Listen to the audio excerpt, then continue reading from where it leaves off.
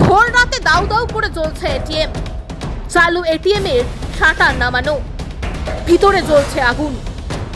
ভাঙাচোরা অবস্থায় পড়ে এটিএম এর বোর্ড।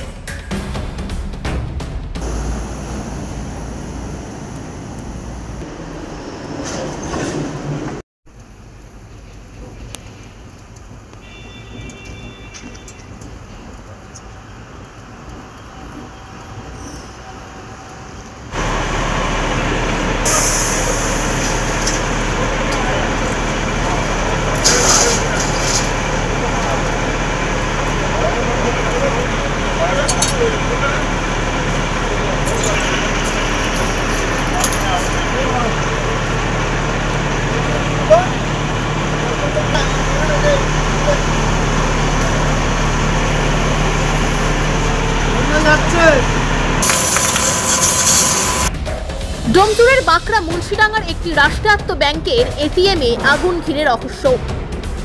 এটিএম ভেঙে লুট করে আগুন ধরিয়ে দিল দুষ্কৃতীরা, তেমনটাই প্রাথমিক তদন্তে অনুমান পুলিশ এবং দমকল কর্তৃপক্ষের।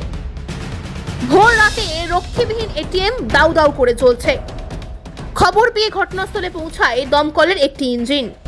আগুন ঘিরে একাধিক প্রশ্ন উঠছে। চালু এটিএম এর শাটার নামালো কে? ভিতরে আগুন লাগলেও বাইরের বোর্ড ভাঙলো কে? এটিএম মেশিন আগুনে পুড়লেও টাকার বক্সে নেই কোনো পুড়ে যাওয়া টাকার চিহ্ন। আর ইতিমধ্যেই গোটা ঘটনার তদন্ত শুরু করা হয়েছে পুলিশের তরফে। ব্যাংক কর্তৃপক্ষের কাছে যাবতীয় তথ্য এবং সিসিটিভির ফুটেজ চেয়েছে পুলিশ।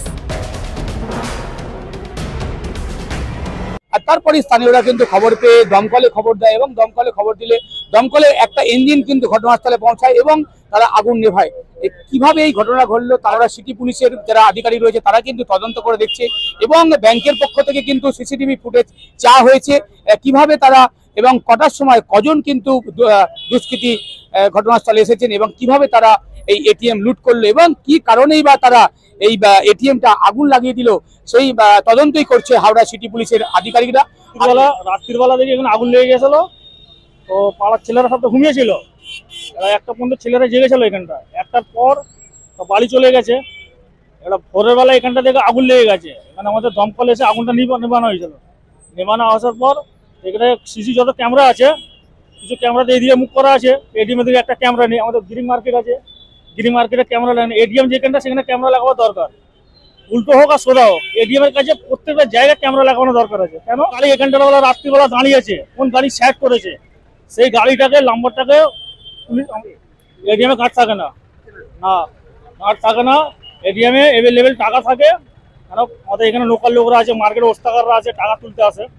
হ্যাঁ, এরকম তো দেখে মনে হচ্ছে তো 4-5 জনের কাজ না, দেখে মনে হয়। আর যদি কর্মী থাকে কম করে একটা গ্যাং আছে ওদের, তাহলে আজ এইখানে করে কাল অন্য জায়গায় করবে। এটা রাত্রিকে ইনফরমেশন এসেছিল কি এখানে আগুন লেগেছে। অ্যাকর্ডিংলি ফায়ার ডিপার্টমেंट के इन्फॉर्म करा হয়েছিল। তো इसमें बाद में फायर डिपार्टमेंट এসে আগুন এখানে जो है নিভিয়েছে।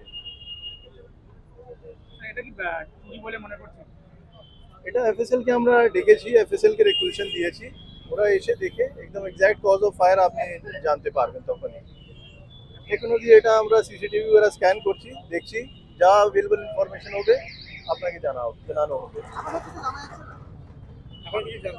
सीसीटीवी जो फीड होता है अंदर एटीएम में होता है সেটাও আমরা मतलब परसू করছি। ব্যাংক অথরিটিজ লিখেছে जो পার্টি মেইনটেইন করে ওই সিসিটিভি ফিড ওরা ওটা परसू করা হচ্ছে। যখন আসবে ওটা আমরা অ্যানালাইজ করে তখন আমরা দেখব কতজন আছে, কি হয়েছে, কিভাবে হয়েছে, সেটা তখনই আমরা জানতে পারবো।